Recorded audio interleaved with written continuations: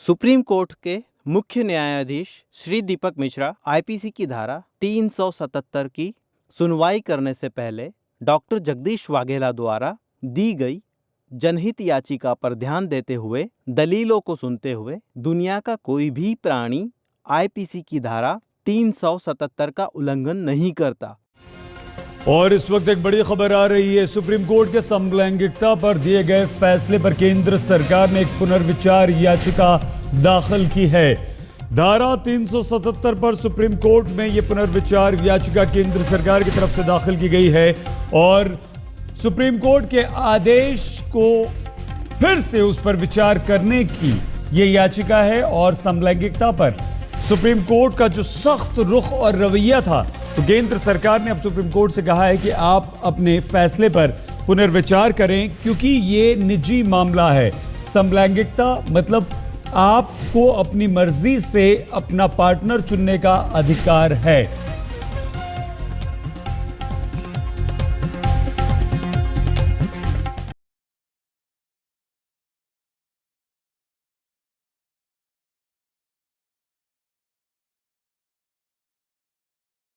The international problem film और series को लेकर किसी भी प्रकार का वाद विवाद होता है तो मैं doctor Jagdish Vaghela film the international problem के लेखक, निर्माता, निर्देशक होने के नाते मेरी जिम्मेदारी होगी। किसी भी प्रकार का वाद विवाद केवल मुंबई न्यायालय के अंतर्गत ही सुलझाया जाएगा।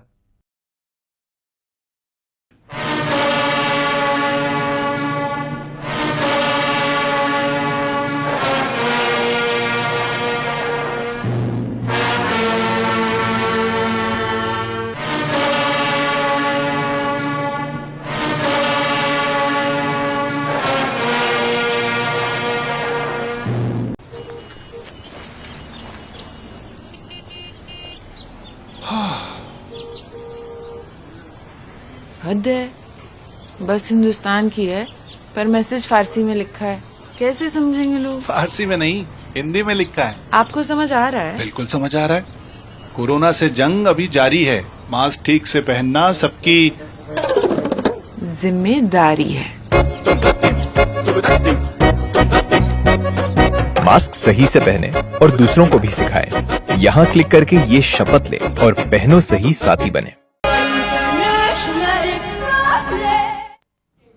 नमस्कार, मैं हूं अरविंद आशुतोष। आपका बहुत बहुत स्वागत है हमारे खास कार्यक्रम द इंटरनेशनल प्रॉब्लम में। प्रॉब्लम्स की कोई कमी नहीं इस दुनिया में।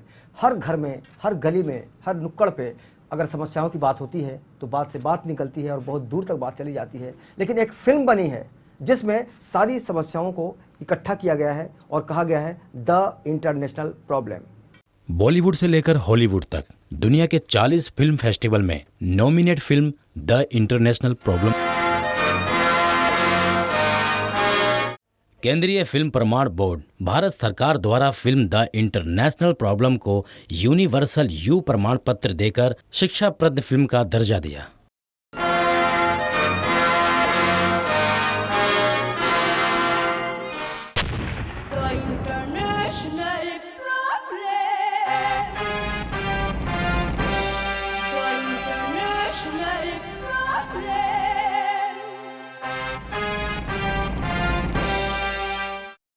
मेरा सवाल यह है संचालक महोदय डॉक्टर कुलकर्णी जी से कि क्या अप्राकृतिक मैथुन करने से एड्स फैलता है?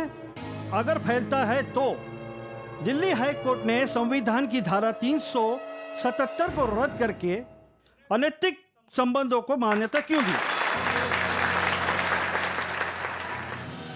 यहाँ बैठे सभी भाई और बहनों,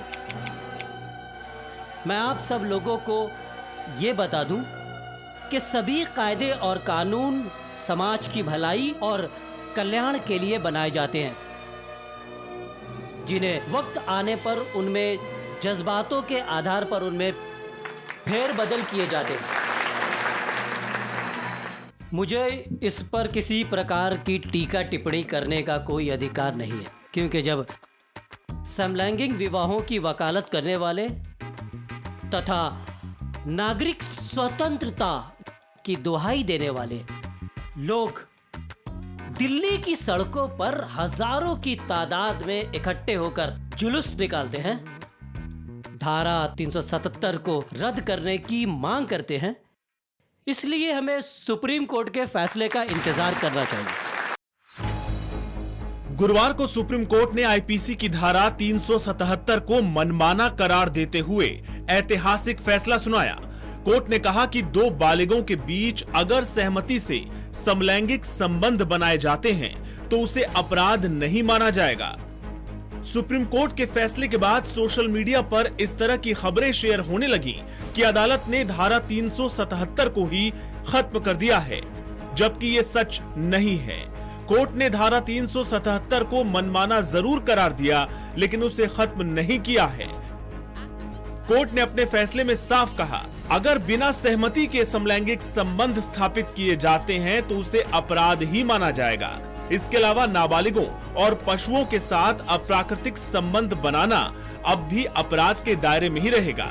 यानी धारा 377 के बाकी प्रावधान जैसे थे वैसे ही रहेंगे। सिर्फ दो बालिगों के बीच सहमति से सेक्स को अब क्राइम नहीं माना जाएगा। इसके पहले आपको बता दें कि मामले की सुनवाई के दौरान भी चीफ जस्टिस दीपक मिश्रा की अगुवाई वाली संवैधानिक बेंच ने कहा था कि वो साफ करना चाहते हैं कि वो धारा 377 को पूरी तरह खारिज नहीं करने जा रहे, बल्कि वो धारा 377 के सिर्फ उस प्रावधान को देख रहे हैं जिसमें दो बालिगों के बीच समलैंगिक संबंधों को अपराध कहा गया है। और इसी को आगे बढ़ाते हुए गुरुवार को सुप्रीम कोर्ट ने ये ऐतिहासिक फैसला सुनाया। प्यारे भाइयों बहनों, ना मैं नेता हूँ, ना अभिनेता हूँ, ना समाज सुधारक हूँ। मैं एक साधारण सा डॉक्टर हूँ। पिछले 25 वर्षों की प्रैक्टिस में HIV के कई मरीज मेरे संपर्क में आए। मैंने उन्हें नजदीक से देखा, उन्हें जीवन से निराश होते हुए देखा। मैंने एक ऐसे मरीज की मौत को देखा, घर परिवार वाले लाश को छूने को तैयार नहीं थे, जो लाश उनके अपने लाडले की थी। मैंने एक परिवार की मौत के बारे में पढ़ा था। HIV के मरीज ने बदनामी के डर से बीवी बच्चों की हत्या करके खुद आत्महत्या कर ली। पीछे कोई सुसाइड नोट भी नहीं छोड़ा। उनकी मौत एक रहस्य बनकर रह गई। ऐसे किस्से कभी कभार सुनाई पड़ते हैं, जबकि हकीकत इसके विपरीत है। आज से करीब 20-22 वर्ष पहले HIV के कुछ मरीज मेरे संपर्क में आए। वह आज भी मेरे साथ हैं। उन्हें देखकर कोई ये सोच भी नहीं सकता कि ये मरीज HIV के शिकार है। यह संदेश आप तक पहुंचाने की कोशिश इस फिल्म के माध्यम से कर रहा हूं। साथ साथ IPC की धारा 377 के बारे में इस फिल्म में प्रकाश डालने की कोशिश की गई है। धारा 377 को लेकर कोई वाद विवाद होता है तो इस विषय पर सुप्रीम कोर्ट में सुनवाई चल रही है।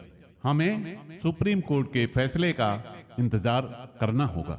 आज इस समस्या ने अंतर्राष्ट्रीय रूप धारण कर लिया है, तभी तो ये इंटरनेशनल प्रॉब्लम कहलाती है। इस फिल्म से जो भी लाभ होगा वो HIV के मरीजों को सप्रेम भेंट।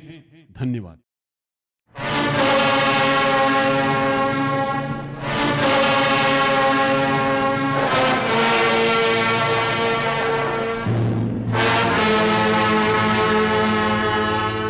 This is the unique gift of Shri Educational Film.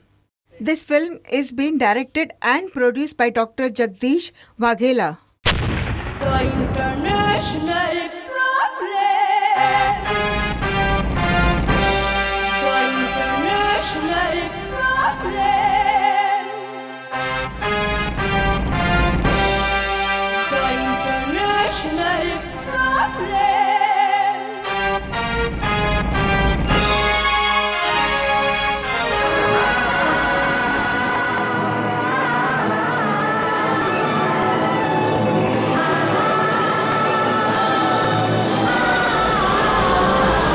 international problem. The international problem. The international problem. International problem. International problem. International problem. International problem. International